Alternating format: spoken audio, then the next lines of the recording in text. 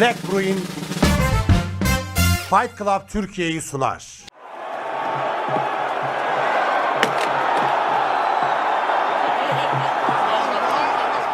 Merhaba, Bilgehan Demir ben. Fight Club Türkiye'ye hoş geldiniz. Hemen şimdi abone olun ve bildirimleri açmayı unutmayın. UFC 329'da bu hafta sonu çok çetin bir mücadele var sevgili arkadaşlar. McGregor 5 yıl sonra geri dönüyor ve rakibi 2013'te karşılaştığı Max Holloway. Şimdi bu karşılaşmanın bütün detaylarını anlatmak için buradayım. Programımız başlıyor.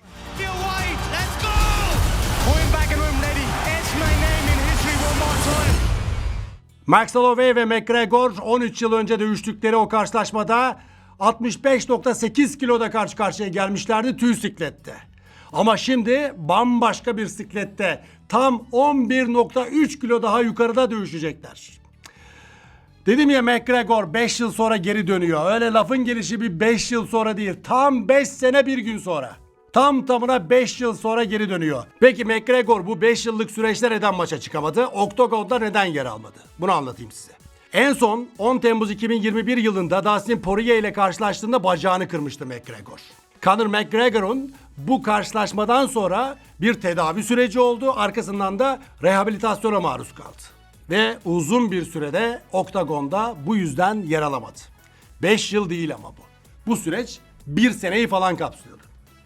Arkasından bir anda Conor McGregor bir karar aldı arkadaşlar. Dedi ki ben anti-doping programından çıkıyorum dedi. Çünkü eğer anti-doping programından çıkmazsanız siz teste maruz kaldığınızda eğer testiniz olumsuz çıkarsa 18 aydan başlamak üzere bir ceza alırsınız. O da dedi ki benim peşimi bırakın.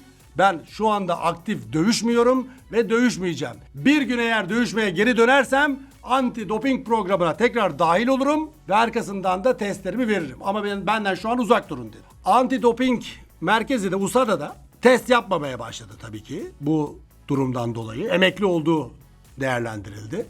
Sonra McGregor geri dönüş kararı aldı arkadaşlar. Geri dönüş kararı aldı ama bu sefer USADA dedi ki en son 6 ay önce test yaptırmış olman lazımdı ve biz seni 6 aydır teste tabi tutuyor olmamız lazım ki maça çıkabilesin. İzin vermiyoruz maça çıkmana dedi ve UFC ile aralarında hem USADA'nın hem McGregor'un büyük bir kavga çıktı. Bu yüzden de bir süreç yaşadı ve McGregor yine maça çıkamadı.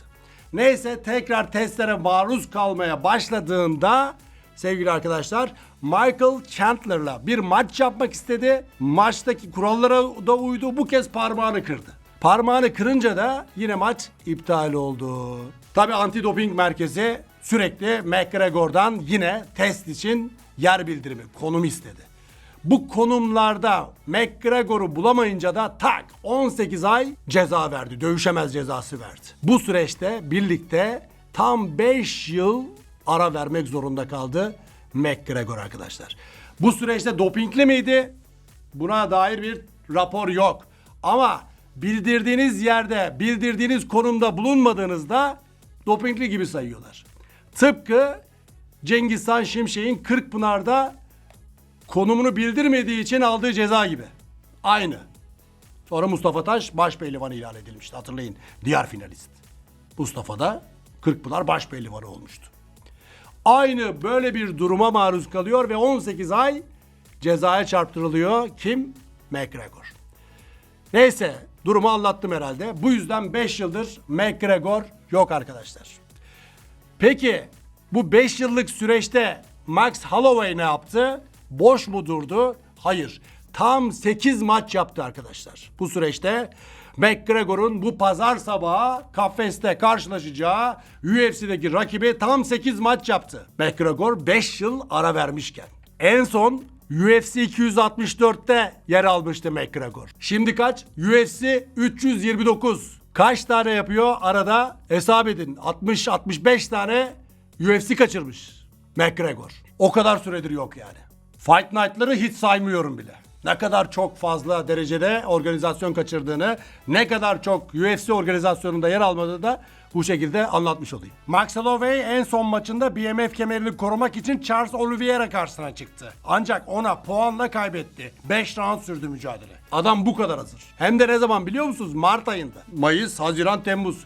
Adam 3-4 ay sonra tekrar McGregor'la karşılaşıyor. Max Holloway ile McGregor 2013 yılında karşı karşıya geldiklerinde ne Max Holloway ne de McGregor süperstar değillerdi. Yıldız bir dövüşçü bile değillerdi. Hatta o gece bir Fight Night'tı. UFC Fight Night gecesiydi. Ana etkinlik bile değildi o karşılaşma.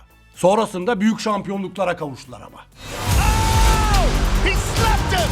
Conor McGregor! That'll do it! İki ayrı siklette UFC şampiyonu olmayı başardı McGregor ve bir ilke imza attı tarihte. Max Holloway de tüy siklette şampiyonluk yaşadı. McGregor hem 65.8 hem de 70 kiloda iki ayrı siklette şampiyonluk yaşadı. Şimdi de üçüncüyü kovalamaya başlayacak. Max Holloway'in de tüy siklette şampiyonluğa yükselmesi az buz bir olay değil tabii ki. McGregor, Jose Aldo'yu 13 saniyelik bir zaman diliminde knockout edince süperstardan beter bir hale geldi. Yolda yürüyemedi. He slapped him! Conor! Brezilyalı'yı böyle duman etmişti. Max Holloway de Jose Aldo ile karşı karşıya geldi hem de 2 kez. İkisinde de onu knockout etti. McGregor'un 13 saniyelik knockout'undan sonra yapılan karşılaşmalar bunlar. Max Holloway o kadar kısa sürmedi knockout etmesi. Max Holloway'in o 3. roundlarda işini bitirmişti Jose Aldo'nun. Ama yine de büyük bir kriter. Yani sen yendin ama biz de az buz değiliz bak deyip Jose Aldo'nun peşine düşüp onu 2 kere knockout etmişti Max Holloway. Şimdi bu maçı 77 kiloda yapıyorlar arkadaşlar. İlk yapmış oldukları karşılaşma 65.8 kiloydu. Time coming, and that is what makes this so exciting. Her iki dövüşçünün hangi sikletlerde nasıl maçlar yaptığına da bir değinmek lazım aslında. İkisi de tüy sikletten geliyorlar. Arkasından 70 kiloda da birçok maç yapıyorlar. Hatta bu iki siklette McGregor şampiyonluklar yaşıyor. Ama Max Holloway'in 77 kiloda maçı yok. Testi bu siklette bu pazar sabahı yapacak Max Holloway. Böyle bir durumu var. Bir dezavantajı bu Max Holloway'in benim gördüğüm. Onun dışında hemen hemen her şey Max Holloway lehine. Ne var lehine? Arkadaşlar adam tam bir kondisyon ustası. Kondisyonu kesinlikle bitmeyen bir adam Max Holloway. McGregor'un kondisyonuyla ilgili en hazır geldiği karşılaşmalarda bile büyük sıkıntılar çektiğini, maçın sonlarında dermanın kalmadığını herkes bilir. McGregor'un koca kariyerinde sadece Ned Diaz'la bir maçı 5 round sürdü. Sadece bir kez 5 roundluk maç tamamlamış McGregor'la tam 11 kez 5 roundluk mücadele tamamlamış Max Holloway karşı karşıya gelecek.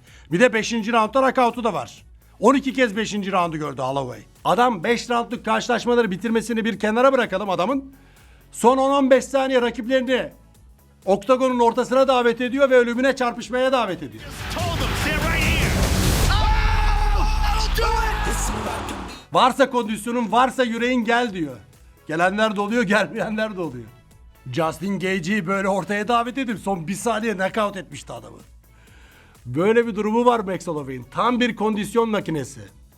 Şimdi son 5 yılda 8 maç yapmış.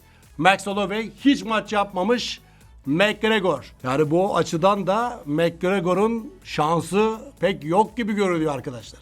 Floyd Mayweather'la 10 roundluk karşılaşmasını hesaba katamayız. Asla katamayız. O maç bana göre bir resmi boks maçı olsa da bir exhibition fight'tan farkı yoktu açıkçası. Bir özel karşılaşma gibiydi. Oradaki boks kondisyonuyla tüm karma dövüş sanatlarının ortaya konulduğu ve gerçekten çok farklı bir kondisyona ihtiyaç duyulan bir karşılaşmayı kıyaslamam bile. Yani onu diyecek olanlara da şimdiden bunu söyleyeyim. Bu karşılaşmanın medya günü yapıldı çarşamba. Ve çarşamba günü McGregor I am back yani geri döndüm dedi. I am back for the love of the fans. Ve disiplinli bir sporcuya dönüştüğünü, eski kötü alışkanlıklarını artık geride bıraktığını, bundan sonra 3. farklı siklette UFC şampiyonu olabilmek için çalışacağını ve 77 kiloda da bu siklette de ilk basamağın Max Holloway karşılaşması olduğunu, bunu geçmek istediğini söyledi. The Triple Crown. I fancy the Triple Crown. Max Holloway ise rakibine saygı duyduğundan bahsetti. O da sevgili arkadaşlar bu maçı kazanacağından emin konuştu. I'm gonna go in there and put paws on him. You know, I'm gonna make him wish that he didn't come back. Actually, no, I'm not gonna make him wish that. gonna make him think that he can do it one more time, so we can rematch at the end of the year. McGregor İrlandalı, Max Holloway Amerikalı. Ama Max Holloway aslında Hawaii, Samoan kökenli bir isim olarak herkes tarafından bilinir. Ama soy ağacının bir yanının İrlanda'ya dayandığı da söylendiği için bu karşılaşma ayrı bir önem de taşıyor arkadaşlar. İki İrlanda kökenli dövüşçünün mücadelesi olarak da Birleşik Krallık'ta bu karşılaşma ayrı bir önem taşıyor. Onu da sizlere aktarmak isterim sevgili dostlar. İlk karşılaşma Boston'da yapılmıştı. Bu karşılaşma ise Amerika Birleşik Devletleri'nin Nevada eyaletine bağlı Las Vegas yerindeki T-Mobile Arena'da yapılacak arkadaşlar. Pazar sabahı en geç 6'da ekran başında olun. Daha sonraki günse her iki dövüşçü de yüz yüze geldi. O görüntüleri de bir izleyelim.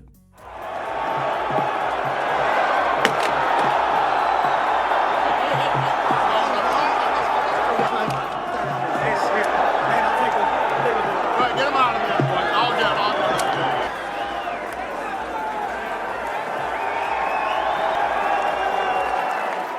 Ekran başında olun. Esport Plus verecek, canlı olarak yayınlayacak Türkiye yayıncısı onlar. Oradan takip edebilirsiniz sevgili dostlar. Ve bunun yanı sıra tartı gerçekleşecek. Artık orada neler yaşanacak, karşılaşmada neler olacak, bunlarla ilgili gelişmeleri de ayrıca sizlere aktarmayı planlamaktayım sevgili dostlar. Hemen şimdi abone olun ve bildirimleri açmayı unutmayın. Programımızın sonuna geliyoruz. Kendinize iyi bakın. Fight Club Türkiye'ye abone olmayı unutmayın. Ve sevgili arkadaşlar bildirimleri de mutlaka açın. Bildirimleri mutlaka açın ki böylesine videolar yüklendiğinde anında size bildirim gelsin. Sponsorumuz Black Brewing'e de teşekkür ediyoruz. İyi ki varlar. Diğer yandan City Coco. O da bizim sponsorumuz. Bu bisiklet bataryalı arkadaşlar. Bataryası bittiğinde pedal çevirip yolunuza devam edebiliyorsunuz. Bataryayı doldurduğunuzda pedal çevirmeden bisikleti sürebiliyorsunuz. Harika bir şey. City Coco'dan alabilirsiniz. Pazar günü sabahı artık bambaşka bir heyecan yaşanacak. Takipçisi olacağız. Hem tartıyı hem de maç sırasında yaşananları da sizlere ayrıca aktaracağım. Başka bir video hazırlayacağım. Kapanışta anakart maçlarına da şöyle bir göz atıp öyle veda edelim.